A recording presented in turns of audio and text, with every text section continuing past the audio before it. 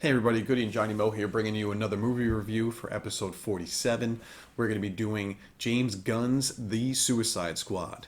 Yeah, I'm excited about that. But before we get started, we're going to do our traditional drink of the night, Yeah, but we're doing a yeah, special double drink of the double night. drink tonight. Basically, tis the season for really good alcohol because it's right around my birthday, and every year for my birthday since I turned 50, I drink the Johnny Walker's Blue Label. I buy it once a year. Well, someone got it for me for my birthday on my Yep. 50th birthday, and I said I can't live without this, but I can't afford to buy it all the time. So every year for my around my birthday, I buy a bottle, and when it's done, and I gotta wait till next August. And right now we're right about there. So I wanted to while the getting was good, I wanted to do a shot of that with Yeah. me and Goody, and then we have chasers. For So, chasers, go ahead, you I'm go with drinking yours. my standard Bitburger from a bottle in my German Black Forest Brewhouse glass, which is good. Mine is a little off the beaten path. This Yeah. is from the Salt Flats Brewing Company. This is a flat out. This is their Hefeweizen Hefeweizen ale. ale. From, This is they're based out of Salt Lake City in Utah. land of the Mormons, I Yep. think. This is. I was trying to see what the alcohol content Show is, them the what the can. percentage Show is. them the front. Really? I have never seen this until about 10 minutes ago. This my wife for Christmas got me a kind of like a beer of the month type club, but it was for every 3 months they kind of send you 12 beers. Beer And of the quarter. It's beer of the quarter, yeah, kind of, and it's basically all these different styled beers from all over the country. And I just got a shipment in recently. It's kind of cool because It's I have a something feeling that's different. I have a feeling that's not like being distributed in any of the No, there's you're not going to go to your local distributors distributor around and here. get this. So you're getting things that that you can only get locally wherever these are. Yeah, so shout out to Salt Flats Brewing Company in Utah. I'm gonna Yeah. give this a try, but first, let's do Johnny Walker Blue. Cheers. Cheers, everybody! Thank you so much for watching and listening.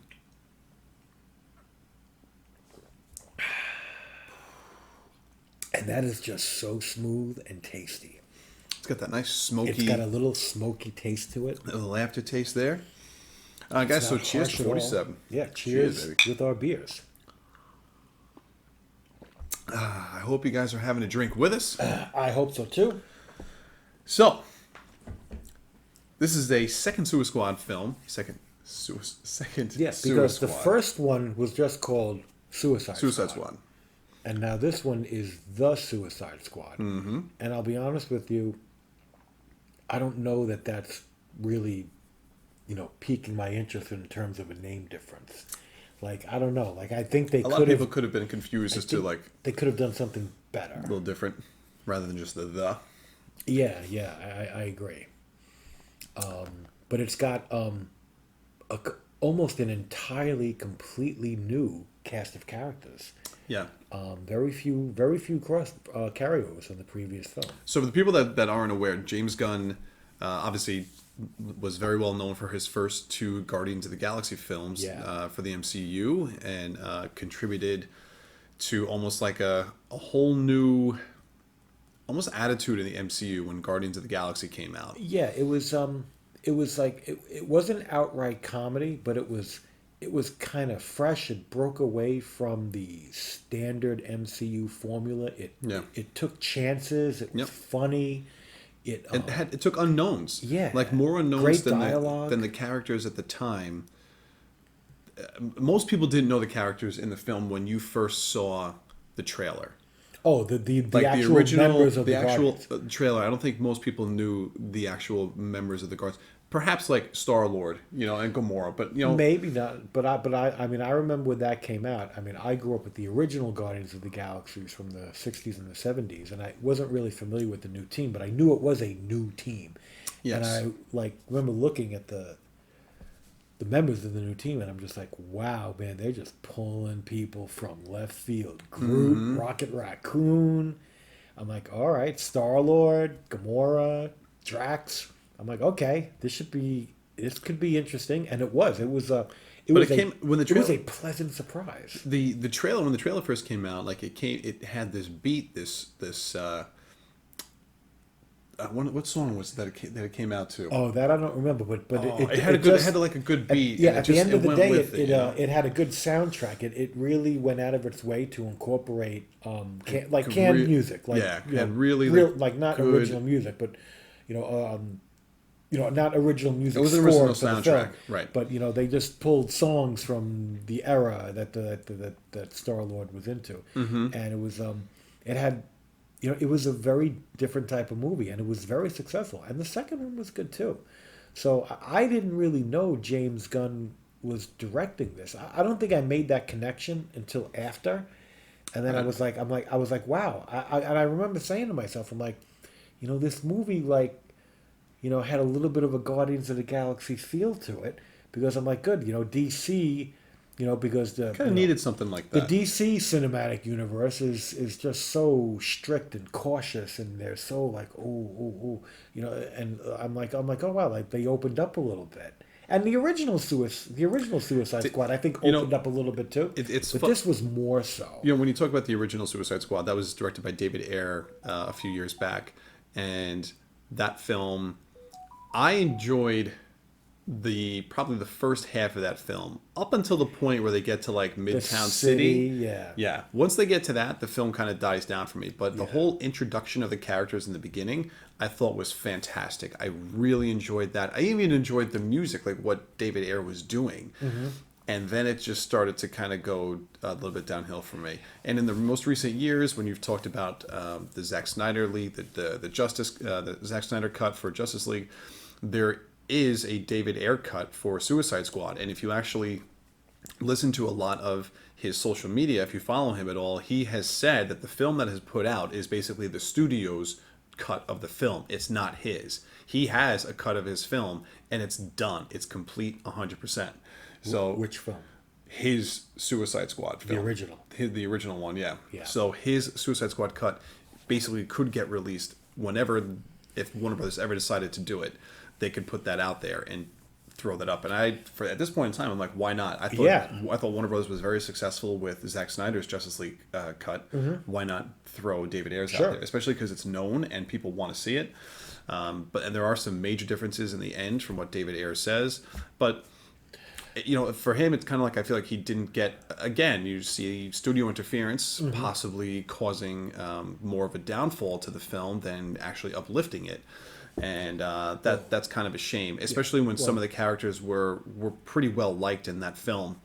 And that usually probably comes to just some executive going, I think it'll do better if we go this route, we do this. And it's just he's not going on any artistic value or merit. He's going off of just what his sense of what's going to sell more movie tickets. Right. And it's like, well, sometimes doing something a little different is better, and makes more money, because the movie is more well received as being fresh and original. At the end of the day, it's going to make money. It's just how much exactly how much. But I'll be honest with you. I think I think I liked the ensemble cast overall from the first movie better. I felt there was a stronger ensemble cast, but I think their villain scenario, what they were attacking or going against, I felt that was very weak. That was weak. Yes, that part of the story was weak. And even though I kind of liked, what was the character's name? The villain, the girl. Harlequin? No. The villain. That was Enchantress. Yeah, I think I kind of enjoyed the concept of Enchantress and her look. Yes. But I think the execution of the whole thing. Yeah. Just the end battle was very unfortunate. It was a mess. And plus you had Joker in there too, which you had Leto's Joker, and I think that in Ayer's cut, Leto is much more active in his cut of the film. There's a lot more Joker. And the first Suicide Squad definitely had a lot more Harlequin centric focus. She had a ton of one-liners, which really worked and were good. Because isn't that our first introduction to Harley Quinn? Mm-hmm. So they were one. I mean, I think out of all the characters in that movie, she's probably the most popular one and most memorable. Yeah, but I mean, most popular character going into the movie, of all the different characters. I would have said Joker, but Well, aside from Joker, because in the Suicide because Squad. for the Suicide Squad themselves, yes. Yeah. I mean, and Will Smith is probably one of the more well-known actors when he did Deadshot. Yeah, but Deadshot is not as common or popular a character as Harlequin. No. Like that's what I'm saying. I agree Like, with you. I not agree. in terms of actors and actors, but in terms of Yep, actual the characters, actual like excluding DC, the Joker. the DC character, yeah. And so in this time around, we're getting James Gunn, and how he kind of came about is when, there were some social media posts, I guess, in the past that kind of got Gunn in trouble after like more than a decade. So him and Marvel kind of split, and then DC picked him up real quick. Because, And oh my goodness, God forbid, somebody says something that bad. somebody doesn't like I at know. some point at some Their point in their lifetime. life. Why isn't everybody saints? Whatever. That's the real world. So DC picks him up and basically gives him carte blanche. What do you want to do? Who do you want? And when can we get the movie going? And he decided to pick Suicide Squad. And Warner Brothers basically gave him the green light, and he's like, I want to use whoever I want. And they're like, fine, but you have to put Harley Quinn in the film. Like there was one caveat that they said that you've got to put Harley Quinn. Right, because that would be, from a money making standpoint, that would have been a big detriment. Like you got Harlequin. You got to bring some face back from that first Harlequin film. would have been one of the big draws to that franchise, and not for nothing, it's not a sellout because she's a great character. Margot Robbie as Harlequin is me and Chris were actually talking about this. We're trying to and we might actually do a whole episode of this one day, just like the iconic comic book characterizations on film and or on TV. And I think Margot Robbie's Harlequin is in that category of like completely, perfect perfect casting, perfect iconic roles. You almost can't dissociate the character without. Yep, I know. I agree. I think Gunn does a service, I think, to David Ayer's cut by continuing to bring over those characters from that film, right? Because they bring over Rick Flag. Joel Kinnaman, he was Rick Flag. Oh, he was like the leader of like the actual army guy. the actual military guy for them. Right. Mm-hmm. Of course, they brought Harley Quinn over. They bring the woman in charge of the operation. Viola Davis comes back, and I thought that was a great grab. I loved Viola Davis in the first one. I think she's a great actress. I love her. Yep, I love anything she's in. When they casted her as Amanda Waller in the first film, I said dead on, like fantastic. Couldn't wait to see her performance, and I enjoyed it, and I was very happy that they brought her back. She doesn't play as large of a role in this film. I don't think, right? Yeah, like it's not. It's a little scaled down for her compared to the first. Yeah. However, it's still. I think she is still pretty powerful a performance in this. And film. I think that might be because, like, in the first movie, they were establishing the rules of the Suicide Squad. Yes. So she had to be there enforcing the rules and reminding everybody of the rules. And now I think everybody kind of knows the rules, so they know that unless there's a couple of brand new people that got pulled in, but at the end of the day. It's almost like on cruise. The formula's on cruise control. Yeah. Now it's about what's the mission, what's going on. Well, they bring Jay Courtney back, who played Captain Boomerang, which he was like another interesting character in the first film. And he was one person that if I wanted like more of someone, I kind of wanted to see more of him. So I was kind of happy to see him back in this role. Albeit he was only there for a little while. We'll get into that. But at the end of the day, the second movie thoroughly embraces the concept of the Suicide Squad because a lot more characters die in the second movie. I mean, in the whole than the first movie, a lot more. Oh yeah, a lot more. A lot more. And I think in the first, in the first like 15 minutes of the film, the big start is they're actually starting pretty much on mission. Or actually, no, before they even start on mission, like don't they start picking out. No, they start on mission.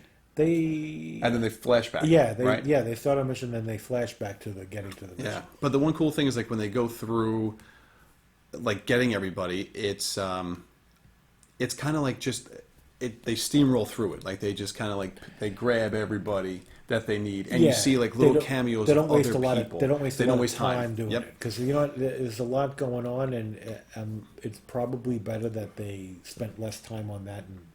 But I think, like you said, because pretty much everyone gets the idea of the formula. Yeah. And I think this is where like it's not a direct sequel, and it's definitely not a reboot. Like you are continuing the whole idea of what the Suicide Squad team is. Just with and that Amanda Waller, another crew and another mission. Yeah, and Amanda Waller has just more people to choose from now. Yeah, yeah. And that I thought that was actually kind of cool to see everyone that she grabs from, like, was it Belle Reve that she grabbed them from? Mm-hmm. And whatever jail that is. Right, and it's like she's grabbing all, like, these, she has all these, like, crazy supervillains. But and I'll be honest with you, I think a lot of these characters are really lower tier characters. Oh, big time. But I think that's what Gunn does so well. Yeah. Like, Gunn basically takes these no-named characters, these, like, D You know what it is? and E-listers. But that's what you got to do. You got to take these diamonds in the rough, really, and maybe polish them off a little bit, and not just like I said, It's storytelling. He's not stuck in this mentality where, oh my God, I can only pick one of the 10 main characters in the whole DC universe. Right. He's like, no, he's like, no, I can mine anything. Like, take a lesson from Marvel. Let's just pull people out of nowhere and do something great with them. Yeah. And that way, that's how you don't run out of characters in your movies, because you have so many to choose from that you open yourself up to having that many to choose from by saying, oh, I would never pick these characters. No, let's pull anybody and everybody. He grabs these random characters. I think half of these characters I never heard of, but I'm not a big DC guy. I'm sure you heard of more than I did. I've heard of a bunch of them, but some of them are just like one-offs. I feel like they had like such small, insignificant roles in previous comics. Mm-hmm. But a lot of them in the first mission, they die. Spoiler alert. Yeah. I mean, the whole trailer of they when die like all in these, the first 10 minutes of the movie. They have in one of the trailers they had this wide-angled shot of all these characters basically walking onto like a runway, and they're all strutting their stuff, and I think every single one of them die. Yeah, I think those there was two cargo planes, right? Like there's almost like two missions. Yeah, there's like it's like one one's group, like the distraction. one larger group going against like the larger force, mm-hmm. and another more subversive, almost like covert operations. Mm-hmm. Going in behind the scenes, right, and sneaking in. And it was I didn't know how it was going to play out, but as you're watching and like all these characters are dying, and you're like, oh my God, like they're killing everybody off. And that's probably why they have just a lot of people. They had a lot of different characters because they knew they were planning on wiping out a whole bunch of them early, and you're only going to be stuck with so many. And the core, crew after it's all said and done is your core Suicide Squad for the remainder of the film. Yeah, so you had which made sense after you see how that developed, because like in the when you're reading about this before it comes out and you're seeing all of these characters, like how are they going to do this movie with? They had over like a dozen at least characters that they were bringing into the film. You're like, how are they making a film like this? And then of course you see how. Yeah. And I thought Gunn did a really good job of kind of setting that up and teeing that off. And then of course we even see Amanda Waller. It was an interesting choice of sequence of events too to start the movie that way. Yes. With people just die, and then even though characters that died in the beginning, you got to see them a little bit more in the because then they did the flashback scene. Yeah. There was I think there was only one character that Viola Davis had push the panic button on and blow up their head because they were abandoning the mission. So they wanted to. I guess they wanted to do that once, just to do it and show everybody that it could be done in case they didn't know. Wasn't that Michael Rooker's character? That was Michael Rooker's character, and I don't know his character name. Savant. Okay, it could be. Savant. I don't remember. Which I don't even know. I don't even know. That Michael character. Rooker is if anybody is fans of The Walking Dead, that's Merle. Merle, Daryl's brother, Merle, who only appears in the first season, I think, is in real life, and then comes back, and then it's like a ghost. No, he comes back. No, he comes back. That's right, he does come back. He comes back under the governor. I think season 3 and then or 4. after he dies, he shows up in a couple episodes as like some sort of ghost plaguing Daryl. But he's a good character actor. James Gunn brought a bunch of people over from Guardians of the Galaxy. Michael Rooker being one of them. Oh yeah, because Michael Rooker played Yondu. Yep. Yeah. I forgot about that. Also, Sean Gunn is in this. James Gunn's brother is in this play. He plays the Weasel, and I didn't know that. He does the body. He's basically like the motion capture for the Weasel. Okay. And played Calendar Man. And then you also So, and I didn't know this until before we started filming that the girl who plays Mantis, Jan Klemteff, Clementef, something like that. something like that. Yeah, She apparently plays an she's like a dancer. exotic dancer in the bar. When they go and get club, whatever, the Thinker, when they go and find the Thinker, and in whatever island they're on. So another one of the characters that bites the dust pretty early is one of the carryovers from the first movies, Captain Boomerang. Captain Boomerang dies real early. You know, and I was actually kind of excited that Captain Boomerang was going to be in this film because I knew obviously not every character was going to come over, but I was like, oh, Captain Boomerang's going to be in it. I said maybe that'll give me a little boost for my first appearance, Captain Boomerang, that I owned, and it didn't. And I'm like, oh, he's dead. And turns out that this year, out of all the CGC graded comic books I own, the only book to go down in value was my first appearance, Captain Boomerang, Flash 117. I was like, Maybe really? that's why. I'm like, really? I can't get any Captain Boomerang left. Doesn't make any sense. So we get these remaining characters. We got Ratcatcher 2. Well, let's go through some of the people that die and they're wiped out. Although, I mean, Mongal, which was, she's supposed to be a pretty powerful I would character. think so. I never heard of Mongal before, but I'm like, is this a female version of Mongol? And you're like, yeah, there's a Mongal. There is a female version of Mongol in the DC universe called Mongal. I'm like, oh, okay.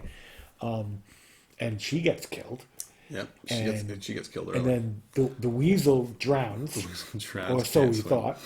TDK. Oh, and what The detachable kid. The detachable kid, Yeah. which is That's Nathan Fillion. And that's a really, and that character was really goofy too. Oh yeah. You know, he literally detaches his arms and then off they his body. they go and smack, and he has and they smack people and annoy. He has control over the limbs, but they're not attached to his body. I feel like that's like one of those really like D, E, F tier characters that he just pulled in just for laughs. Yes. Because he knew he was going to kill him, and he's like, "Well, let's just pull this one in, but we got to kill him because he's just so stupid, you know." And I'm like, but that's all right, you know. That character was horrible. I don't remember who Pete Davidson's playing. I don't remember who that character is. And I'm sure there were more characters that died for sure. Javelin. Oh yeah. Javelin right. was one, and then the only thing about Javelin that stuck around was the actual javelin that Harley Quinn grabs. Harley Quinn grabbed and said, "Oh, I can use this," and play with it, and twirl it around, and do things. But then we're left with, I got to tell you, one of the standouts for me in this film, who I absolutely loved, King Shark. King Shark, and and I'll be honest with you, based on like what I saw in the previews with King Shark and the fact that it was going to be Sylvester Stallone, I didn't think I was going to care for too much. See, I figured it turns out I loved it. And Stallone is another. It's from another Guardians. one from Guardians as well. That's right. He brings them over. He played whoever the head of the whatever the Ravagers. Yeah. I really like the fact that to me, King Shark is almost like the Groot of this movie.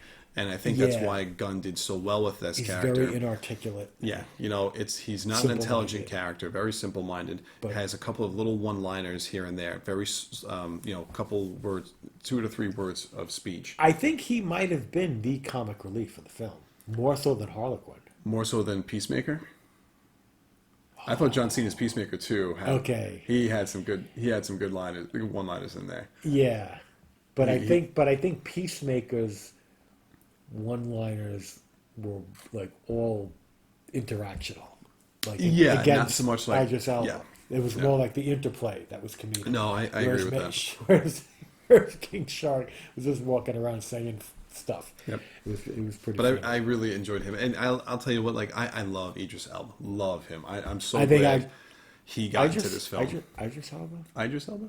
Idris. An I. Idris. But it's spelled with an I. It is. I don't know how it's pronounced. Gotcha. There's a lot of people in this movie we have no idea how to pronounce their names. I think Idris Elba is a. I mean, as Bloodsport. He's obviously he's a great actor. He is. He's a great actor, and it's just like another version of Deadshot. I mean, it's you're basically bringing him in. It's because they couldn't get Will Smith. I think you're replicating the Will Smith phenomenon with that. But I'll be honest with you, I think Idris Elba is a better actor than Will Smith. Will Smith is a fun actor, but in terms of quality I mean, Idris Idris Elba Elba might be. to me Yeah. is a more quality. I just It's better enjoyed actor. I enjoyed Bloodsport. I thought he was a really interesting character throughout this. I love that they mentioned Superman. Fun fact: Superman originally was going to be the villain in the movie that Really? Suicide Squad was going to be hunting. Oh, that would Not so much that he would have been, mistake. not so much that he was the villain, but that he was going to be the person that Suicide Squad was going to be going after. Okay. But James Gunn decided not to use him because Warner Brothers just isn't sure what they're doing with Superman. So Right. he's like, I'm not going to touch it, forget it, and then left that. And I'll be honest with you, I think that would have been a mistake. Could have been. I think what they ended up doing overall with Starro was great. Oh yeah. To bring in that character, because I don't know when else you could have brought a Starro like this in. Yeah, and not for nothing for those people out there, like speculators, investors, and so on and so forth. Everybody tries to like figure out which character's going to be in the movies and which villains, and those books are going to jump in value, and get them while they're cheap. Mm-hmm. Well, first appearance of Starro isn't cheap. No, It's already bold. it's already a mega valuable book because it's the first appearance of the Justice League of America. So even though it may take a little bit of a price bump, a jump. it's certainly not. It's already a valuable book. For the most part, a lot of these books that these characters come out, like the books, more than double, Skyrocket. triples, Yeah. sometimes 10 times in value. First appearance Shumagorath, first appearance Dormammu. All these characters, all of a sudden, they're going to be pulled into movie. Like when Mantis was pulled into the Guardians of the Galaxy, Yep. all of a sudden that Even Avengers, Rocket. yeah. First Oh, appearance of Rocket Rocket. Raccoon, forget it. Skyrocketed. All these books come out. Like when people were thinking that, first appearance Agatha Harkness, but people thought it was going to be Mephisto. Silver Surfer #3 was already a valuable book, but it I think probably close to more than doubled in value. But I don't see that happening to Brave and the Bold 28. Yeah. Brave and the Bold 28 is not going from a $100,000 book to a $200,000 book based on Starro in this movie. No, yeah, I think you're right. I think you said it'll take a bump, but It'll not take a little bit of not skyrocket too much. Yeah. So we had. I mean, does Starro appear in any other comic besides that? Did he ever? I think Star Wars been, I think, in a few things, but it's not. He was in a Justice League run. Because there are some like early Silver Age villains that like only appear once. Because they didn't know what they were doing. No, Star Wars definitely appeared since, but it's few and far between for sure. Yeah. It's not a revolving villain. Oh, and Starro is the reason why I'm wearing my shirt today, because he's a little kaiju. He's a little bit of a kaiju, I think, and I'm wearing a Godzilla shirt that I got for my birthday that I'm really happy about. And I was like, I'm going to wear this because little love to the kaiju action. But I love the characters that we have remaining are Bloodsport, So many. Peacemaker. Okay, so Peacemaker is Polka Dot Man. Well, Peacemaker is John Cena. John Cena, yeah. He's a wrestler. He's a wrestler turned actor, yeah. Right, but he's like, Oh, big and jacked, yeah. big jack guy. Yeah, like I said, and I think his and we'll talk about one of the scenes that's really funny with because it's like him versus Idris Elba. I think they're trying to always show each other up. Like I'm better at everything than you are. Scene is kind of funny. That's the village scene, right? Yeah. So let's just talk about that let's now. do it. So. Because we're gonna forget. So when they finally get to the island and they think they're invading like some bad guy area. Yep. They're like they're catching everybody. I think it seems like almost in the morning. They're unawares and Yes. they're getting everybody as they're They waking get everyone up by surprise. and somehow they're able to like kind of wade through this whole camp and kill people and each subsequent person isn't aware that every person before them has just been killed by somebody. Like apparently, I don't know if they were using silencers or doing everything so stealthily and silently. Yeah, it just seems like they're just able to pick people off without raising an alarm. So they're trying to kill people in really unique and high quality kills to show up the other guy. Look who I just killed and how I did it, or how fast, or how. Yeah, and someone shooting behind his back. So they wind up wiping out almost the entire camp, and they think it's great. And then they bust into the final tent, and they're there to save. Who are they there to save? Well, Rick Flag is there. Yeah, they're there to save Rick Flag, and it turns out that these were the what do you call them? they're like rebels. It's like the rebels, against against the bad guys, and they just basically wiped out the entire rebel army, which was like, and they're like, what did you guys do? And that was actually like a pretty funny revelation on film. It was like, oh man, they just killed you everyone. guys are just so stupid. And it was funny. It was actually pretty funny. No, that was great. But there was a lot of dialogue between Peacemaker and Bloodsport, that they just that carried throughout the whole film. So then we also had Polka Dot Man. Polka Dot Man, yeah. This is another like random villain, and I'm pretty sure it's an old Batman villain. And it's funny too because like even a lot of the other people are making fun of him. Yes. Like what do you?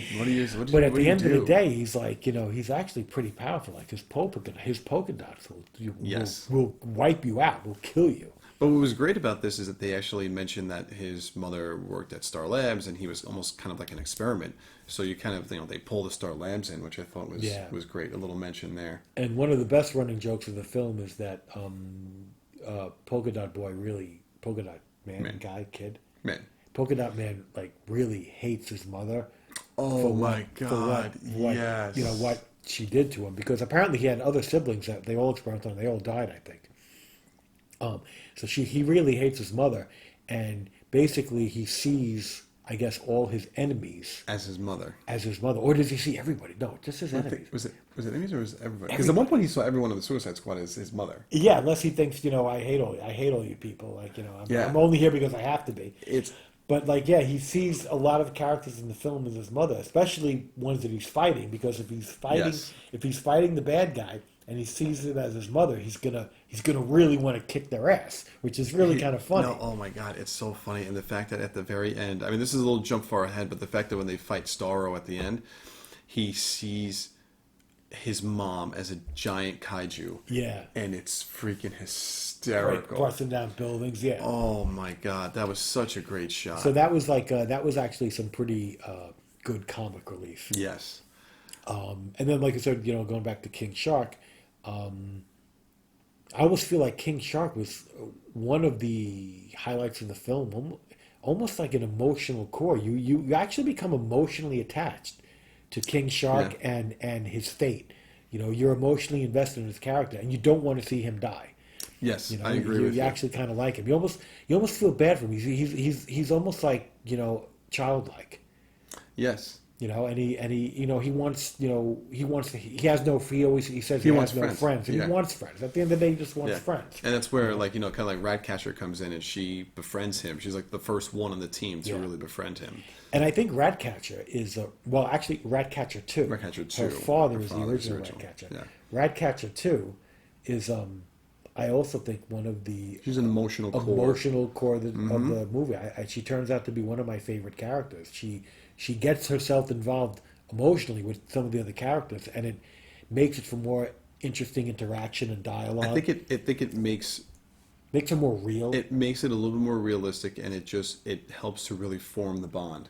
Yeah, and makes you care a little bit more about the characters rather than it just being a straight up like action film. Right, and I think that's what the original Suicide Squad was. You didn't have as much of that type of connection, like an emotional investment in some of them. Yeah, and and again, you don't want her to die, and she lives, and you're happy, and you're happy with that. Then you have who else? You have Harley Quinn. Well, we got Harley Quinn, and she's got Harley Quinn's storyline was odd because she had almost like her own side mission. Or not even a mission. She just happens to go on this journey. Yeah, she broke apart somehow and went on a different path. She got captured, and then she basically got taken by the prince or whoever he was of that region. Yeah, and the prince falls in love with her. Yes, and he wants to marry her. And she's just going for the ride, and this is great too. And then finally she gets the opportunity to kill him, but she kills him because he does something that I think she doesn't like, and it's worth killing him for. But it was something so silly. Yeah, it was something silly. You laugh when she gets mad at it, and then she just shoots him. like when he says it, and I can't remember what. Because they're gonna get married, you know. Yeah, she's and gonna, she was like into it. Yeah, she's like, you know, because she's, you know, Harlequin is crazy. So like, you know, any other character is suddenly going, okay, I'm gonna go along with this and wait for my opportunity. She's going along with it because it just sounds great. Yeah. You know, she's not even waiting for the opportunity, but the opportunity may or may not arise, and she might not even be aware of it. Yep. But something happens, and then, you know, she gets back on path, and, you know, she kills him. And then she basically helps to take out like a whole like platoon as she's going through. Well, this they castle. catch her, right? Well, they catch her after she kills him. Yes. And they're torturing her, and they're beating her up, and this and that, and they like almost leave her for dead. And as soon as everybody leaves the room, like, and they really like beat on her. As soon as everybody leaves the room, there's like one guy left in the room, and then she like gets him, and snaps his neck, and then she starts to escape, and she just wades through the entire, you know, I don't know if you want to call it a fortress or castle, whatever it is, but she wades through the entire thing, and she's just killing everybody. Yeah. Oh, it was actually like a great scene for Harley Quinn. It was. It was actually kind of cool. And then the funny thing is some rest of the members of the is Suicide Squad, they're trying to save her. They're trying to break in to save her. And as they're trying to break in, she's already walking out and walking down the street. And she's like, "What are you guys doing?" And they're like, "We're here to save you." And she's like, "Really? Wow." And she's like, "Do you want me to go back in?" Yeah, do you want me to go back in? You know? And in her mind, that's a plausible option. Oh, and I really thought that was such a great little like line right there. I'm like, "Do you want me to go back in so you can save me?" You know, and that's one, and that's, you know, I think that's one of the things that a lot of these, you know, directors and story writers don't realize. Is like, you know, you can take chances with these types of movies and put in some interesting scenarios and unique dialogue and unique characterizations. Everything doesn't have to be the cardboard cutout, the carbon copy, you know, stereotypical character. But like, you know, do something, you know, distinctive. Yep. And if that works, you have a successful movie that is different from, you know, the same exact movie that somebody else would have done. See, I was when I started watching this, I was really nervous that this movie might just be a straight up carbon copy of Guardians of the Galaxy, and it wasn't. No, it wasn't. There were parts of what James Gunn did in Guardians that he took and did and put into this. He took his approach. I think that's it. It's pretty much the approach to it. However, it's not like he was trying to remake Guardians in the DC world. It's like, you know, let's have a little fun. Let's take some chances. Yes. Let's you know. Listen, It's not the color by numbers. It doesn't matter the fact of who he took. Like, he could have taken any 5-6 characters from the DC universe to make the Suicide Squad, but it's the overall storyline. Right, exactly. Yeah. You know, however many it was. I think the fact that he brought you a good story overall, and then I'm going to insert my characters that I want and how they're going to interact. Yeah. And he carries that through the film very well. If he couldn't get the story itself to work, it doesn't matter how good the characters are. Yeah. And I think that's where the first Suicide Squad runs into trouble, because those characters you kind of enjoy. Yeah. You know, right. like you enjoy those characters, and when they're on screen together, there's plenty of times where they're all together fighting, and it's like those are great scenes. But the overall story, especially towards the end, is so weak. It destroys, like, their cohesiveness can't save that storyline. Yeah. Whereas this film, these are a bunch of no-name people that get together, and there are a couple of the characters that have this emotional attachment that pulls you in and wants to see these characters succeed. You know, you want to see them carry out their mission and survive, and not all of them do. And then, but the story itself just makes sense, and it's a good story as you get towards the end of this movie. And I think that was one of my biggest compliments of the film, is that, you know, the movie was not, you know, it wasn't stupid. It didn't have all these like idiotic things going on that didn't make sense, and, you know, what do you call it? You know, what do you call it? Those conveniences. Yeah, it didn't have all these conveniences. You know, where, you know, you just, you know, okay, just let that slide. I'll let that slide. Right. Like, there was actually very well, there was little. the one scene that There's there's one that you talked about when we saw the film when we walked out. But overall, like, I enjoyed the continuity and the logic and the sequence of events and the way it was strung together. like there was no point where I said there was very, very, very few scenarios where I said, that's ridiculous. That doesn't make sense. Okay, I'll you know what, but I'll just accept that and move on. Like we always said at the end of the day, you know, a movie where that happens all the time throughout the entire movie, that detracts from the film. Yeah. You know, when it happens, you know, a normal amount, it's not that bad. When it doesn't happen at all, that's great. You have a movie that makes sense. You know, Right. you wrote something that, like, and we always say like these things where it's like, well, we need this to happen. We'll just make it happen. Just maybe.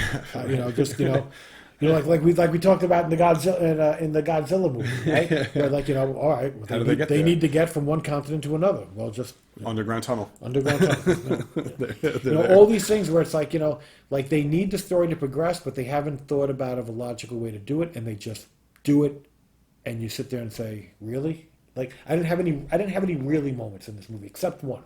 The one moment where I was like, really? But it only happened once, so I was okay with it. Is when But it was actually, and it was a cool scene. I mean, right? It was a cool effect. Yeah, they did it. They wanted to do it regardless of whether it made sense or not, Yes. and it didn't make sense. But it was a scene where Bloodsport. Who's Bloodshot? I think Bloodshot is Bloodshot's a Valiant. Valiant. Yeah, guy, yeah, yeah. different guy. Okay, and who was Will Smith's character? Deadshot. See, that's his problem. Okay, so Deadshot, Bloodshot, Bloodsport. It's too close. Drive me insane. So when the building that they're in is collapsing, It almost looks like a nuclear Bloodsport. reactor almost. Yeah. It looks like an old nuclear almost reactor like a site, giant version of the Guggenheim, something like that. and it just basically they're blowing it up. They're trying to Yeah. destroy. And Bloodsport is on a certain floor, Yep. and the building starts to collapse, and his floor collapses onto the floor beneath him, and then Yep. that collapses onto the floor, and He basically just like rides it he starts down. riding it down, and he lands right in front of Peacemaker Who's about to kill a rat and facing him, And facing them, almost right. like making a grand Hello? entrance, Yeah. and it's like, So what You ends know, up, what if he what if it like stopped on the floor above, or what if he kept going and went down the floor? What if he was facing the wrong way and he had to turn around? It's just like it was very, very convenient for this to happen, but they did that to have that shot To have of that him shot, showing right. up, and I get that, and it worked. and that's the thing, you can't keep going to the well over and over and over again. They went to the well once and it worked, And that's and it. it's okay, and it. To me, it didn't detract from the film because I had that one like really moment. Okay, I let that slide, and you don't sit there with the scorecard and go, oh, we're taking off points for that. Like I didn't take off any points for that because you almost got to say you almost as a rule of thumb you're allowed to do that at least once. Right. So do it right, and they did it right. So good. And the reason why that Bloodsport and Peacemaker start fighting is there's a realization that happens that this facility that's been housing the Starro has been conducting these experiments, and they've been doing like illegal experiments on people. So there's footage of this, and It's basically American astronauts that brought Starro back to Earth, yes, yeah. and then they didn't know what to do with it or whatever, and they So they basically just contained it. they sent it to South America, contained it, instead of doing all sorts of crazy experiments, and actually kind of really disturbing. Yeah, experiments, and like they actually used like the little Starros, right? Because Yeah. they figured out that it could reproduce, and Yeah. it was basically putting that on people and it killed them. Yeah, I mean, this is almost like easily on the level of almost like what the Nazis were doing. Yeah. They're like no regard for these people's quality of life, whatever. So in fact, some of these people have been alive and in pain for I want to say years, decades. Like they just doesn't care. And the dilemma is: do you destroy the evidence of all of that, or do you take that evidence and show the world like what people have been doing? But it's going to put the United States in a bad position. Yeah. So Peacemaker doesn't like that. He's like, no. He's like, that's just going to cause problems for us around the world. He's like, let's just destroy everything. Let's not do that. And Let's save the day, but not expose. expose exactly. Right. Not at the expense of the United States. Right. And Because also that's the mission. and that's the mission. That's right. He's following the mission because he was told destroy everything. Right. And Ratcatcher too gets a wind of that, and she's like, no, like we have to show what went on here. This isn't right. And Rick Flag then gets involved and sides with Ratcatcher too, and says, no, we've got to show this to people. Mm-hmm. And one of the most shocking things in the movie to me is that they kill Rick Flag. And I did not expect that. I really didn't. But Peacemaker and him fight, and they fight to the death, and Rick Flag dies. Yeah. I did not expect that at all. And there's a scene where the people, whatever, 3 or 4 of them left. They're like, instead of like they're going against mission, and Viola Davis is like, you guys better turn around, or we're gonna start blowing up people's heads. And the people that are working there with her know what the intention is of the people. Like they want to save the populace of the island. Yeah. And they wound up, I guess, putting a baseball bat to Viola Davis. They basically knock Viola Davis out. They knock out Amanda Waller, which is like a great moment because you're like, oh my god, because like for her staff to do that, they know how dangerous Amanda Waller is. Yeah. And they knock her out. Yeah. And basically put her in another room, and then they take over the mission. Mm-hmm. And they follow it through. One of the really, I think, funny things in the movie that I'm sitting there going like that would totally happen is the people that work for Viola Davis, Amanda Waller, on all these missions, they start creating pools. Oh! They start creating gambling pools. This was funny. Over who's going to die first, all sorts of different things. I think and you can make side bets. And they have all these things going on. And at the end of the day, that's what people would do.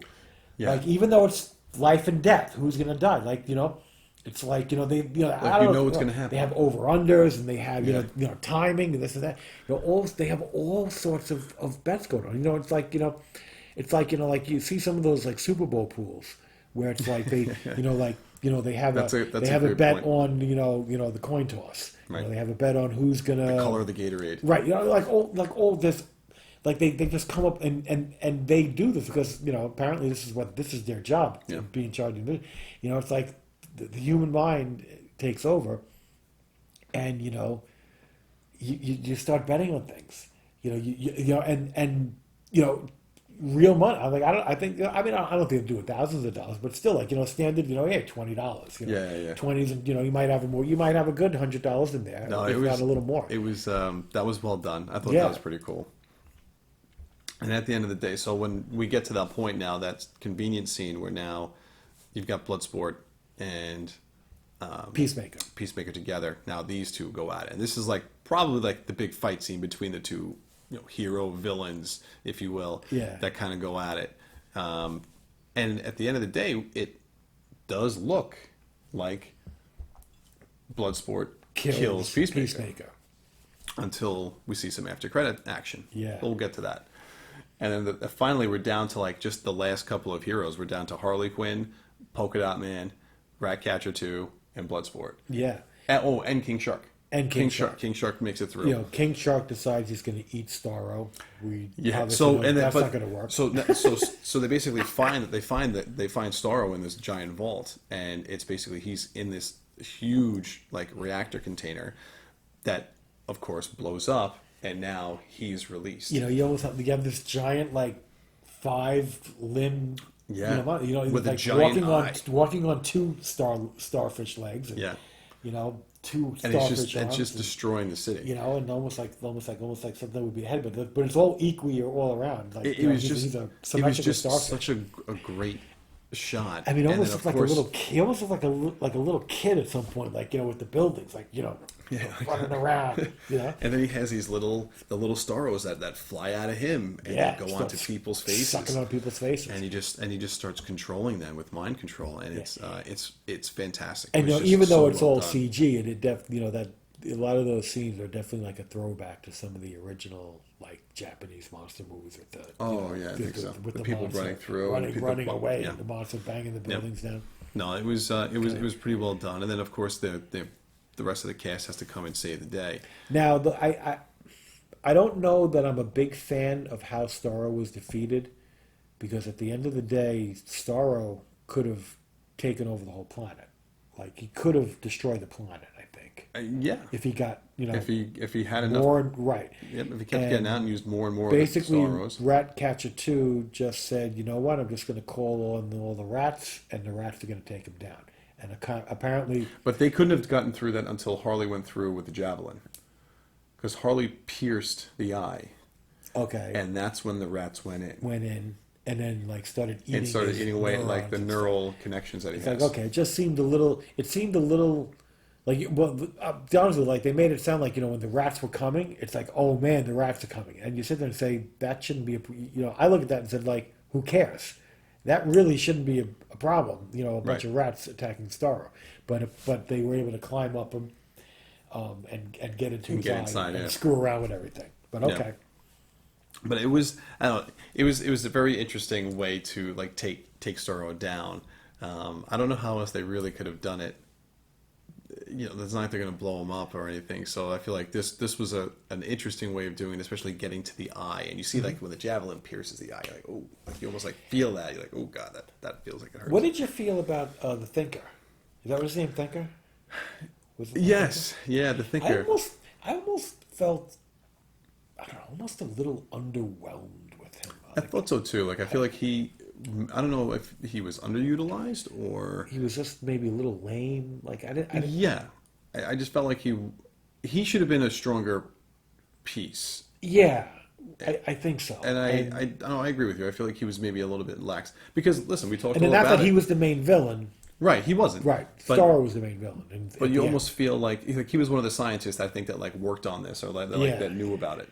So you almost feel like he should have had a bigger role, but he didn't. Yeah, he didn't. Like I almost felt like I think you said it right. I think you kind of felt underwhelmed by him because the Thinker is a big villain. Like, you would have thought he would. Yeah, who does he normally fight? I thought he was against, like, the Flash. Well, the TV show he had a whole season with the Flash. I don't know if he's part of his rogues gallery or not. Yeah, because I wouldn't expect it to be Superman, because that would, you wouldn't have, Superman wouldn't be against Brainiac and the Thinker. No, you just wouldn't do that. No, I think he's a poor man's Brainiac, I guess. Yeah. But, I mean, listen, overall, I enjoyed the film. I enjoyed the soundtrack. The characters were great. Yeah. Just really well done. I'm glad James Gunn got involved in this, and it doesn't sound like it's going to be his last DC film. It does sound like he is going to be coming back. The end credit scene shows that Peacemaker is alive. He survives and he's in the hospital. As well as the Weasel. The Weasel apparently didn't drown, but was unconscious on the beach for the entire fight. And now, albeit maybe conveniently, I don't know. Yeah. And then he just kind of woke up and ran off. And it was kind of funny because I had mixed feelings about the Weasel. I kind of liked this character. I almost felt sorry for him because everybody was, like, down on him. And, like, he really looks like a deplorable, dejectable character, but you feel bad for him in a way until you find out that, like, he murders kids. Yeah. Like, he's a child killer. Yeah. And, like, I'm like, all right, well, it's kind of hard to feel sympathetic. Then you don't feel bad for him anymore. But, like, now I'm torn. Like I like the Weasel because it looks like he wants to help, but he's not. There's not much he can do. And then, not for nothing, the poor guy drowns. Yeah. He's trying to swim. He can't swim, and they try to save him. And I'm like, I felt bad. I felt bad for him. It was definitely an interesting choice for sure, but Gunn pulls it off, and he's also in. I think they just finished. They finished filming the Peacemaker series. So before this movie even came out, I remember you saying, I can't believe Peacemaker's dead because he's going to be in a show. HBO Max, and of course you know that more than I do. HBO Max had greenlit a spin-off of the film for a Peacemaker series. And when I saw him die, I'm like, all right, I guess everything's going to be a throwback to maybe how he became Peacemaker, and they're going to show that because he's dead. And then, of course, the end credit scene shows that he survived. He's still alive. So I think we're going to see how that spills over into the series, and I guess that's going to all get explained. But it doesn't seem like James Gunn's going away from DC, even though he's got Guardians of the Galaxy 3 is next on his slate. I think DC's bringing him back. He's going back to Marvel for Guardians of the Galaxy 3? I guess all is forgiven? I think so. I think it was just pretty much let everything cool down and then come back when everything's calm. I think that was kind of like a backdoor agreement between them. Good. But I think overall, I think he's going to come back. He's going to do another film. I don't know if it's going to be a sequel to Suicide Squad or if it's going to be something else that he maybe wants to do for DC. Because I think right now they're going to take whatever he wants. Because this was, I think, a success. Box office wise, see, now here's financially. Box office wise, it didn't do as well as they thought it was going to do. But critically, it's done very well. Yeah, and not for nothing, I think it was still. I don't know. We're still experiencing COVID. I think financially, it's hard to really gauge some of these films because it's of not COVID. it's not a normal market. You know, and not to mention, so films that came out in May and June didn't have the difficulty of the Delta variant, which is coming around, and, The Delta variant people are nervous about going back out. And so more people are staying at bunker home. down a little bit. Yeah. And because you can get this on HBO Max, more people are watching on HBO Max. From what I just read, Suicide Squad is the most watched film on HBO Max as a premiering film since its debut, since HBO Max came out in December. So that has to say something that people wanted to watch this film. I mean, we know people that have only seen it on HBO Max. Yes, true. And so I feel like maybe just people aren't going to the movies just yet. They're still not pushing themselves out there. I know some people that used to go see movies 2 or 3 times in opening weekend. Sometimes we were one of those 2 people, or we were 2 of those people.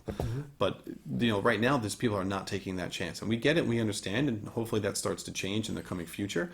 But I don't think we're going to see these huge $billion films until really a lot of this goes away. Until they make the next Star Wars movie.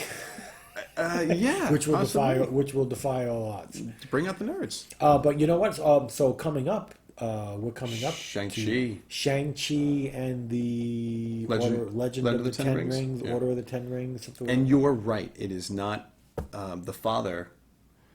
Is Fu Manchu? Is not Fu Manchu. Is not Fu Manchu. It's Mandarin. Yes. Okay. Because in the comics, it's Fu Manchu. Pretty sure Fu Manchu is Shang-Chi's father. Now they make him the Mandarin. Yeah. Which, the Mandarin is the guy with the ten rings. And all that, blah, blah, blah. So this is going to be the real Mandarin, not the. But there's a Ben Kingsley Mandarin. Yeah, what was his name? Sean Flattery or something like that. But there's a great one shot of that. It's on. They finally put it on Disney Plus, but it was also on. Oh God, it was on maybe Thor: The Dark World, like as a bonus track, and it's like a 12-minute scene of Ben Kingsley as like the guy Sean in prison. Yeah. And he does this interview with this reporter, and they end up talking about the real Mandarin. Yeah, I don't think I've seen that yet. Oh. We tried to find it. We didn't get a chance. Yeah. Oh, you gotta watch. We'll watch it. It's well done. But anyway. But Eternals is coming out. Eternals is coming out. And we have. And I don't know when I know you said Guardians 3 is, but that's probably next year. Oh, they haven't even filmed it yet. Yeah. But I'm excited to hear that that's coming. But the Spider-Man No Way Home trailer, which is going to have Doctor Strange in it, and I think they're going to start delving into that. Did you see the trailer yet? Yeah. Mm-hmm. Oh, okay. Yeah. They're going to start delving into that whole multiverse thing. So we already know who's coming in that movie. We see in Spider-Man No Way Home. Spider-Man movie. We see that Dr. Octopus. We see Doc Ock's back from the Sam Raimi Spider-Man films, and we know that the Green Goblin from the Sam Raimi films is also in this. Yeah.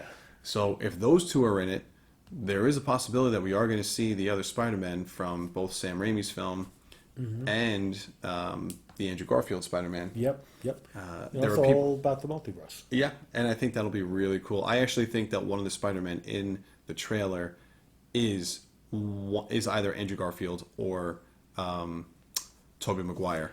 That you just can't see them because they're in the suit. And there's another Doctor Strange movie coming out, I'm pretty sure.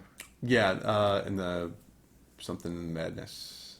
Yeah. Mm-hmm. Multiverse of Madness, Multiverse. I think the villain is supposed to be Shumagorath. That's what I'm hearing. But I think that's not happening until next year or most likely next year. Because I don't even know if we're filming right now. We're in September. We're just about in September. So yeah. But a lot of good things coming up on the slate. Yeah. So hopefully we're gonna get to see those soon. What is it? Marvel Phase 4, Marvel Phase 5. Yeah, 4. They're on 4 now. Yeah. Okay. So guys, with that, we are gonna wrap this up. Cheers to episode 47. We are hopefully we'll get Shang-Chi out as soon as we see it. Yeah, we're definitely going to try and see it this week. And if you guys have any questions, comments, please listen down below. We'll hopefully get back to you soon. Thank you again so much for watching, and all of our podcast listeners for listening to us. Please continue to help grow our base, spread the word, share, like, subscribe to our videos or to our channel, and hopefully we get to hear and interact with more of you guys Yeah, soon. and Goody and Johnny Moe at the Movies, episode 50, on the horizon. We will be back. Cheers. See ya.